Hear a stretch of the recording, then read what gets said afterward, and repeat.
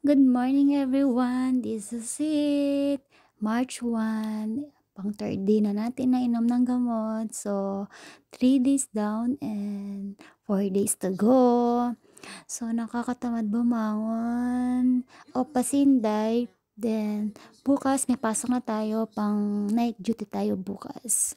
So, pahinga lang tayo today, konting linis, and then baba tayo para mag-almusal. It's time to drink ang gamot, ang mahiwagang gamot. Napakalamig, grabe, pero hindi na katulad ng mga nakakaraang araw. So, ayan na po, ayan, magka-coffee na tayo, almusal, pan, tsaka butter. Mahilig kasi ako sa butter, sa peanut butter. In-order natin yan sa ating suki. So, ayan, hindi ako marunong masyadong palaman. So, okay na yan, palaman-palaman. So, ayan, almusal tayo mga inday. At nagutom mga inday, hindi talaga ako nag-almusal ng maaga. So, hindi lang pwede kasi inom tayo ng gamot. So, I need ng may laman ng tiyan. So, kape tayo mga inday. So, yan na nga mga inday, inom na tayo ng gamot.